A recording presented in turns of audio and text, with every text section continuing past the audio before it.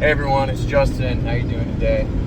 So today I'd like to talk about what you can do to prepare yourself for the future financially.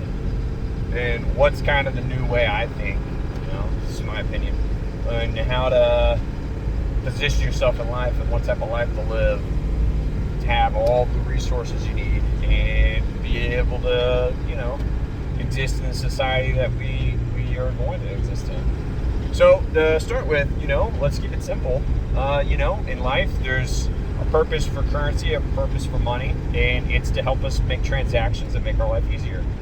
We have to work, and we need food, we need shelter, and in the modern day world, we need energy. Various, support technologies. But we can't do it all on our own usually. I mean, it's very, very tough. I try to do as much as I can in a self-sufficient way.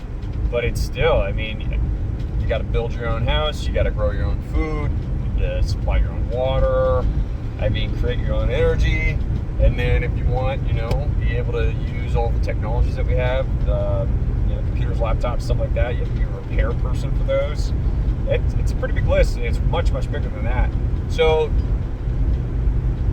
usually we just come up with means of exchanges. Well, right now we use the Federal Reserve notes as our cash, the dollar, some people call it. And it's how we get things done. But historically, there's always periods, even in America, there's been 2 or 3 times where our currency doesn't work anymore. The first examples would be back in the colonial days. There was many colonies that just made fiat currencies, printed backed by nothing. And their economies cratered. They did horrible. And people reverted back every time to trade and barter using things like nails or food.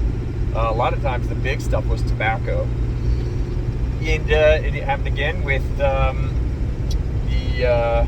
American Revolution, when you had United States, the colonies at the time, 13 colonies, rising up against Britain. And the currency at the time was called the Continental dollar, I believe.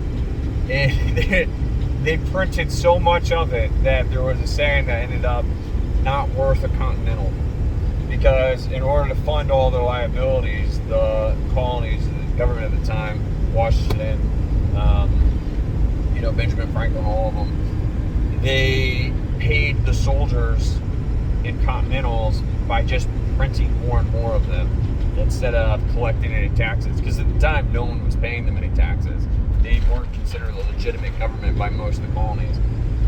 Anyway, still, what happened was people just used things, and the other was gold and silver, etc., as a way of exchanging things of value. But there wasn't so much gold and silver around that many people had access to it. But over time, people gained more and more access as it spreads into the economy, when people actually have it as a means of transacting. At first it's slow, but then it builds momentum. Anyway, I think that the currency thing around here is going to be a little tricky for a while. I think there's going to be a period of time where there's going to be plenty of currency, but not enough value in that currency. Federal Reserve and many other people, I think it was Ben Bernanke, said we will never default on all or any of our liabilities or our loans that the United States government has taken, because we have printing press. We'll print whatever it takes to pay all those liabilities, even if it ends up making those dollars that we're giving useless. You could, buy a loaf of bread with $1,000. That would be crazy. That might be a little extreme though, but anyway, the point I'm trying to make here, how do you prepare yourself financially, right? Well, there's a couple of countries who have gone through hyperinflationary scenarios and, these situations where their currency essentially becomes useless. And it oscillates between hyperinflation to, hyperdeflation. I don't even know if that's quite a term. But anyway, people in these countries, Venezuela, Weimar Republic, Zimbabwe, I think Brazil for a short period had a hyperinflationary period. And let's be honest, there's a couple countries right now going through hyperinflation. Turkey's one of them. Parts of Europe is getting really bad with their energy costs, up over 40%, food up over 40%. It's getting insane for them, and it's going to get worse. So what can you do to be a person to live in those environments? Right? Well, the first things are, don't need money. Don't need currency. Don't have a need to use anything. So, you have your basics, your food, your water, your shelter, your energy. How can you provide those things for yourself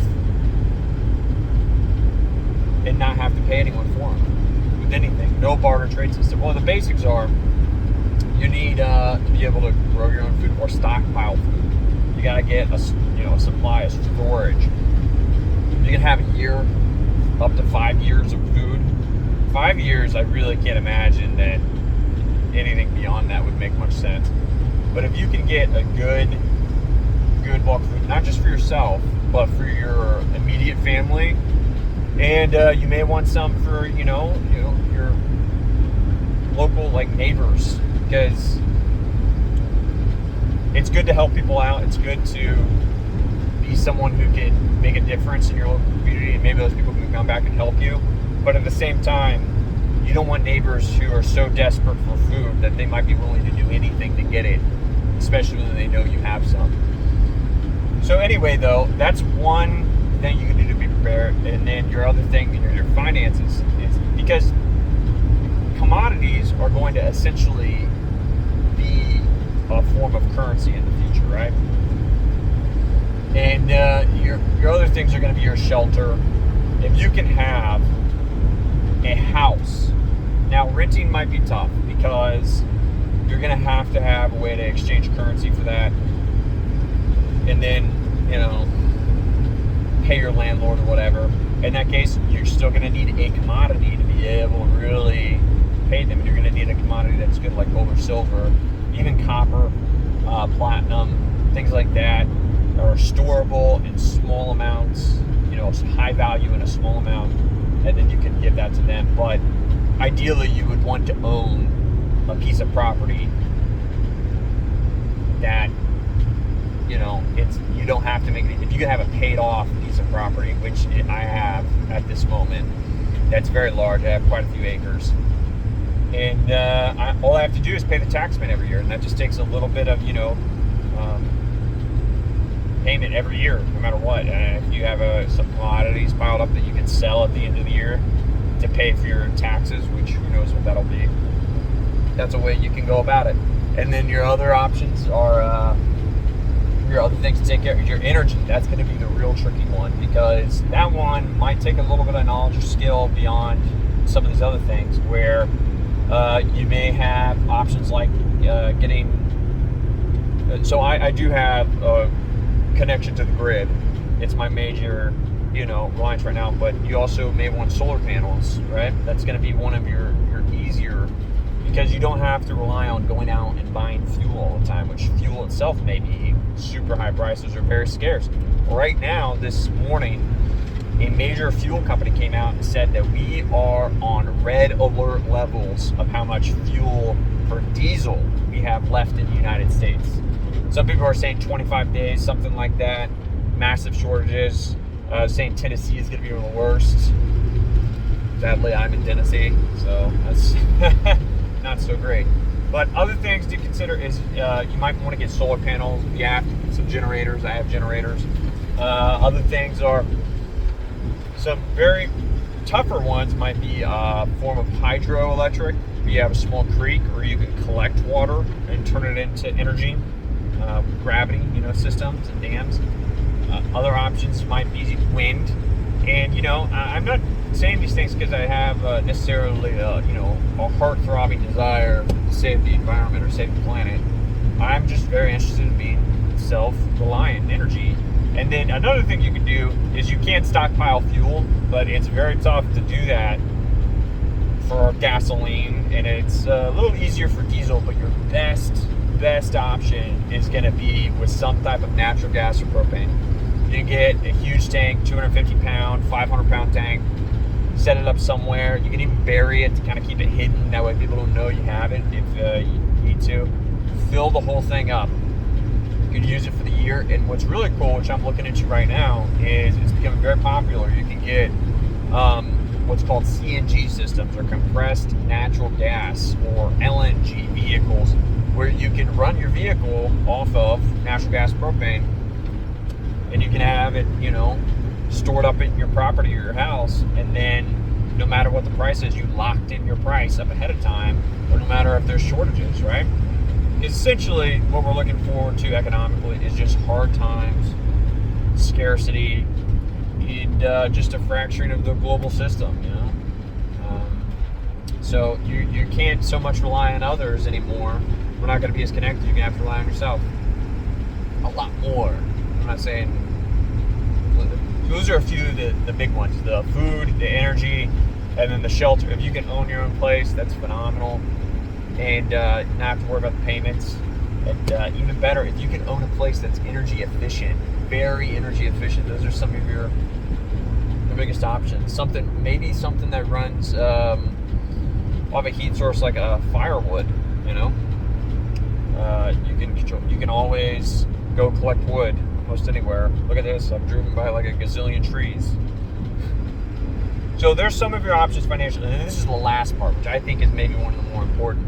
You have to start thinking about how to make currency, how to collect currency outside of a 9-to-5 job, just above broke. That system is going to be where people get hurt the most. They're at the very bottom of the totem pole as far as where the currency flows.